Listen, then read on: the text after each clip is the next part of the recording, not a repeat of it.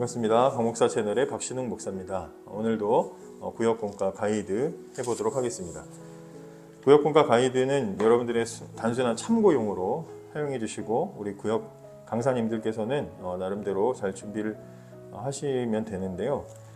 조금이라도 제가 도움이 되어 드리고자 이렇게 준비를 해보고 있습니다.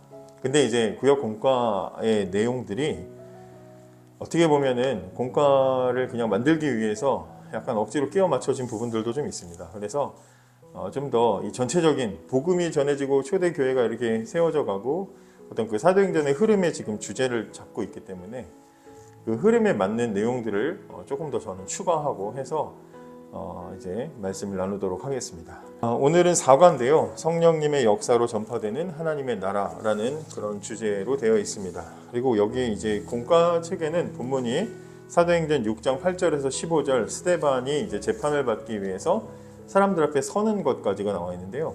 근데 이 내용을 보면 전체적인 이야기를 다 하고 있어요. 그래서 6장 처음에 일꾼을 세우는 것부터 스데반이 순교하는 이야기까지 쭉 전개를 하고 있는데 사실 이 본문에서 핵심은 복음이 전해지고 그 복음이 전해지면서 스데반이 순교했다는 이야기를 하는 거기 때문에 재판을 받기 위해서 서는 이 장면만 볼 것이 아니라 6장과 7장의 전체적인 흐름을 살펴볼 필요가 있습니다. 그래서 그 부분을 가지고 제가 두 단계로 나눠서 말씀을 나눌 건데요. 첫 번째는 사도행전 6장 1절에서 7절에 7 일꾼을 세우는 부분입니다. 이 사도행전이 지금 이제 1장, 2장, 3장 이렇게 오면서 예루살렘과 온 유대와 사마리아와 땅끝까지 이르러 사도행전 1장 8절의 이 말씀이 순차적으로 이제 이루어지는 부분들을 보여주거든요. 그래서 7장까지는 예루살렘과 또 유대인들에게 복음이 전해지는 것. 그리고 이제 8장을 넘어가시면 이제 다음 공과는 이제 빌립을 통해서 사마리아에 복음이 전해지는 것. 그 다음 단계가 땅끝으로 이제 이렇게 진행이 되는 거죠. 그래서 이제 그런 어떤 그 순서와 흐름 속에서 이제 교회가 점점 더 왕성해져 가고 부흥해 가고 또 그 교회 안에 있는 성도들이 서로 이제 모이기에 힘쓰고 또 그 바깥 겉으로는 지난 시간에 살펴본 것처럼 능력이 나타나서 안진뱅이가 일어나는 걸로 상징이 되는 사람들이 고통받는 죄의 근원이 해결되고 이제 변화가 나타나고 기쁨이 찾아오는 이런 이야기들이 이제 앞부분에 전개가 됩니다. 그렇게 하다 보니까 이제 교회 안에 사람들이 많이 모이게 되고 교회가 더 풍성해지고 왕성해지게 되죠. 그런데 이제 거기서 교회 안에 사람이 많아지다 보니까 이제 잘 아시는 이야기인데요. 교회 안에 많은 사람들이 많이 모이게 되다 보니까 교회 안에서 이제 구제의 문제가 생기면서 이게 사도들이 이렇게 구제에 신경 쓰고 누가 빠졌네, 누군 안 좋네 이러면서 또 서로 그 안에 갈등들이 생겨나는 것을 보면서 사도들이 이렇게 해서는 안 되겠다 하는 이제 생각을 하게 되고 원래 일꾼을 세우는 목적이 구제가 필요한 사람들을 만족시키기 위해서이기도 하지만 그보다 더 중요한 목적은 뭡니까? 2절에 6장 2절에 12사도가 모든 제자들을 불러 이르되 우리가 하나님 말씀을 제쳐놓고 공계를 일삼는 것이 마땅치 아니하다 이렇게 말합니다. 그러니까 하나님 말씀을 더 잘 전하기 위해서는 일꾼을 세워서 역할을 분담이 필요하구나라고 이야기를 한 거죠. 목적이 하나님 말씀을 전하는 것, 더 잘 전하기 위해서 였다라는 것을 우리가 생각해 보게 됩니다. 그러면서 이제 교회 안에 일꾼을 세우는데 그 일꾼을 세우는 기준이 뭐냐? 3절에 보면 형제들아 너희 가운데서 성령과 지혜가 충만하여 칭찬 듣는 사람 7을 택하라 이렇게 말합니다. 교회를 섬기는 사람들을 세우는데요. 교회를 섬길 사람들은 먼저 형제들 가운데서 세웠습니다. 교회를 섬길 사람들은 밖에 있는 사람이 아니고요. 교회 안에 있는 사람들이 교회를 섬기는 거예요. 누가 와서 해주겠지. 그런 사람이 오겠지. 이렇게 해서는 교회가 세워지지 않습니다. 교회는 교회 안에 있는 사람들이 자신의 역할들을 찾아서 할 때 성장하는 것이죠. 형제들 가운데서 일꾼을 세웠다. 또 성령과 지혜가 충만하여 칭찬 듣는 사람을 세웠다 이렇게 말합니다. 여기서 성령과 지혜가 충만하다 이것은 영적으로 신앙적으로도 잘하고 또 세상적으로도 머리가 잘 돌아가는 사람 이런 표현이 아니고 인과관계로 되어 있는 겁니다. 성령이 충만해서 그 결과로 지혜가 충만한 사람 이런 사람이라는 겁니다. 그러니까 교회를 섬길 일꾼의 내적 조건은 성령과 지혜가 충만해야 되고 그 다음에 외적인 조건은 뭡니까? 칭찬 듣는 사람을 세웠다. 이렇게 얘기합니다. 성령과 지혜가 충만한 사람이 칭찬 듣는 사람이 됩니다. 이것도 역시 인과관계입니다. 이것을 서로 떼어놓을 수가 없는 특징이죠. 성령과 지혜가 충만한데 칭찬받을 일 안 하고 맨날 욕만 먹어요. 그런 사람은 없죠. 또 항상 칭찬받을 일을 많이 하는데 성령과 지혜는 전혀 없어요. 그런 사람도 없는 거죠. 내면의 신앙이 외면의 삶으로 나타난다. 이것입니다. 교회를 섬길 일꾼들은 내면의 은혜가 채워져서 그 은혜를 가지고 삶으로, 행동으로 그 은혜가 흘러넘치는 사람들이다. 이 일꾼을 세우는 기준을 통해서 우리가 그것을 볼 수가 있습니다. 교회 일만 열심히 하느라고 정작 중요한 어떤 예배를 놓치거나 또 교회 봉사 때문에 경건 생활을 소홀히 한다. 이런 사람들은 교회 일은 할 수는 있어도 좋은 일꾼이 될 수는 없다는 거죠. 그리고 또 교회는 세상과 다른 기준으로 일꾼을 세우게 됩니다. 5절에 보시면 많은 일꾼을 세우는데 그 일꾼들이 다양한 인종과 출신인 것을 그 이름들을 보면 알 수 있죠. 유대인들이 보통 우리가 생각하는 이스라엘 사람들의 이름이 아니고 다른 이제 인종, 이방인들의 이름들이 그 안에 브로고로, 니가노르, 디몬 이런 식으로 전혀 익숙하지 않은 유대인스럽지 않은 사람들이 그 안에서 이제 일꾼으로 택해지는 것을 보게 됩니다. 전통적인 기준이라면 그래도 유대인들이 많이 아니까 세울 것 같지만 교회가 그렇지 않았다는 것이죠. 사도들이 일꾼을 세우자 했을 때 교회는 정말 그런 사람들을 편견 없이 세웠고 또 사도들이 그 결정을 받아들여줬습니다. 안 돼요. 그래도 좀 유대인 비율 맞춰가지고 해야죠. 그런 거 없었다 이 말이죠. 교회에서 일꾼을 세울 때 세상은 안 그렇잖아요. 여기 반 여기 반 해가지고 적절히 섞어서 서로 싸움 안 나게 이렇게 해주는데 교회는 그렇게 하지 않았다는 것이죠. 어떤 특정한 세력이나 집단에 의해서 좌우되지 않았다는 것을 보여주게 됩니다. 초대교회가 일꾼을 세웠습니다. 일꾼을 세운 이유는 말씀이 잘 전해지게 하기 위해서 일꾼을 세웠습니다. 이걸 적용하면 어떻게 적용을 할 수 있을까요? 만약에 이제 구역 예배에서 이 부분을 가지고 말씀을 적용을 하시고 마무리를 하신다면 교회 안에 가장 중요한 핵심 사역은 말씀이 전해지는 건데 교회의 모든 일들은 직분과 모든 사역은 결국에는 말씀이 잘 전해져서 성도들에게 골고루 말씀이 잘 전해지는 데에 있다. 그것을 위해서 하는 모든 어떻게 보면 그냥 단적으로 봤을 때는 별로 중요해 보이지 않은 일들이라고 할지라도 결과적으로 그 목적이 동일하기 때문에 다 소중하다. 모든 직분들이 다 소중하다. 이렇게 우리가 결론을 내릴 수가 있겠죠. 자, 교회에 이렇게 일꾼을 세우고 교회에서 사도들이 말씀과 기도에 더 전념하면서 또 이렇게 여러 가지 사역을 나누어서 하게 됐을 때 그 결과가 뭐냐? 7절에 보시면 하나님의 말씀이 점점 왕성하여, 그죠? 말씀에 전념했으니까 왕성하여 예루살렘에 있는 제자의 수가 심히 많아지고 허다한 제사장의 무리도 이 도에 복종하니라 이렇게 말합니다. 하나님의 말씀이 왕성해졌습니다. 이 왕성해졌다는 말은요, 말씀의 질이 더 좋아졌다는 겁니다. 말씀과 기도에 전무하니까 설교의 깊이가 깊어지고 은혜가 풍성해지게 됐죠. 또 예루살렘에 있는 제자들의 숫자가 심히 많아졌다고 말합니다. 일꾼을 바르게 세우니까 믿는 자의 숫자가 많고 부흥하게 됐다는 거예요. 자연스러운 결과죠. 교회에서 흘러나오는 그 말씀의 셈이 깊어지고 좋아지니까 듣고자 하는 사람들이 많이 모일 수밖에 없는 겁니다. 그리고 허다한 제사장의 무리도 이 도에 복종했다. 이 말씀이 굉장히 흥미가 있는데요. 교회가 일꾼을 바르게 세우고 말씀이 깊어지니까 사람들이 모이는데 세상이 복종합니다. 어느 정도까지냐? 허다한 제사장들도 복음을 받아들이고 개종하는 거예요. 제사장은 유대교를 믿습니다. 그런데 그 제사장들이 이제 예수 그리스도에게 복종하는 그리스도인이 됐다는 거예요. 제사장은 어떤 사람들입니까? 사실 제사장은 구약에서야 제사장이 좋은 이미지지 신약에서 제사장은 어떤 사람들입니까? 예수님을 십자가에 못 박는 일에 앞장섰던 사람 그룹이 바로 제사장 그룹이죠. 그리고 사도와 교회들을 핍박했던 사람들이 제사장 그룹입니다. 그런데 그들이 돌아섰다는 거예요. 그들이 마음을 바꾸고 그리스도인이 되기로 결심했다. 이게 다 교회가 말씀을 잘 전하기 위해서 직분을 나누고 그리고 그 직분자들을 정말 좋은 사람들을 세우고 나니까 일어난 결과다. 그 결과로 얻어진 것이다.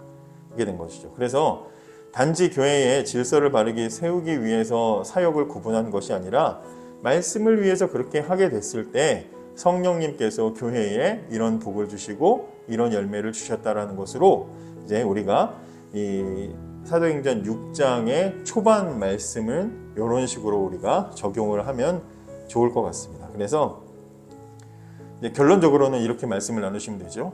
교회가 말씀에 집중할 때, 우리가 말씀에 집중할 때 능력은 하나님께서 나타내 보여주신다. 말씀에 집중하고 직분과 사역을 우리가 말씀을 위해서 잘 감당하게 되면 그러면 하나님께서는 채워주시고 또 우리의 일들을 확장시켜 주실 것입니다. 라고 이렇게 나누시면 사도행전 6장 초반의 말씀을 구역 모임에서 잘 나누실 수 있을 것 같습니다.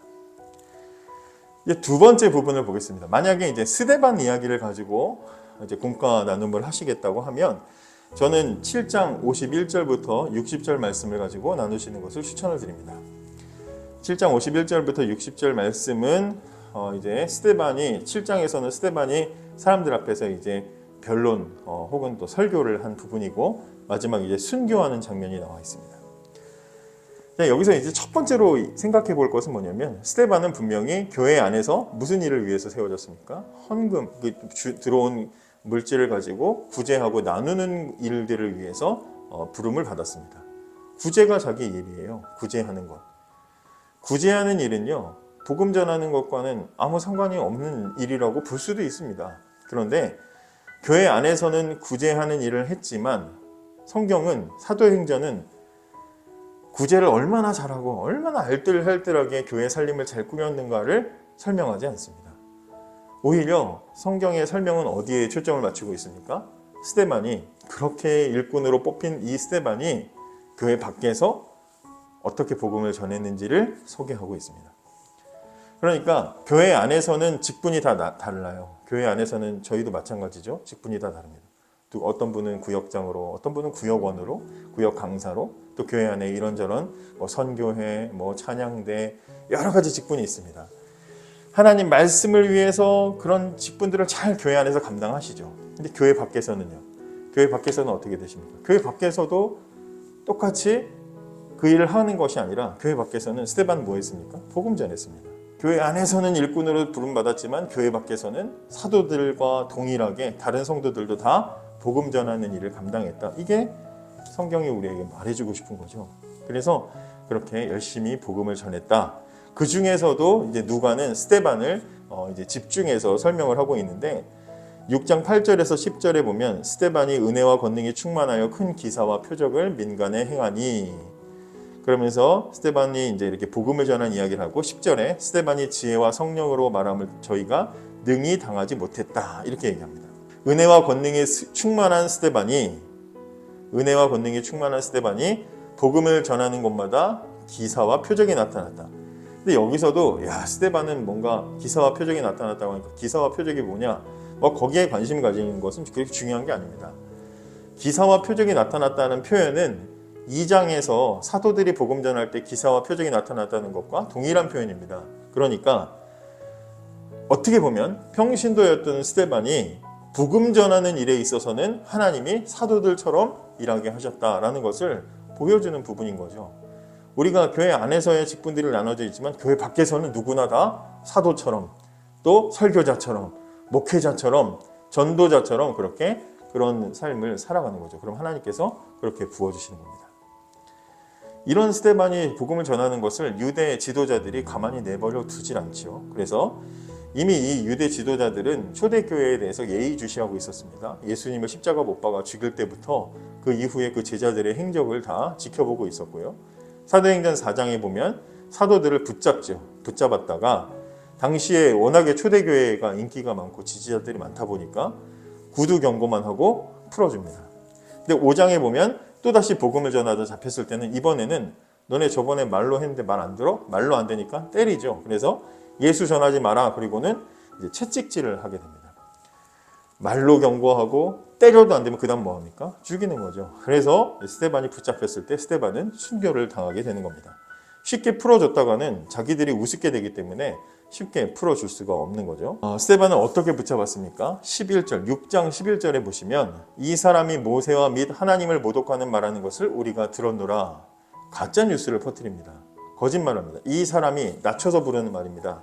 스데반이 거짓말 때문에 재판을 받고 결국에는 우리가 잘 아는 대로 순교를 하게 되죠. 근데 성경에서 이 스데반의 모습은요, 예수님의 모습과 많이 닮아 있습니다. 예수님께서 왜 십자가 못 박히셨습니까? 성전을 무너뜨리겠다 하는 그 모독죄로, 성전 모독죄로 재판받으셨죠. 스데반도 동일하게 예수님처럼 성전을 모독했다는 죄로 이제 그런 가짜 뉴스 때문에 재판을 받게 되는 겁니다.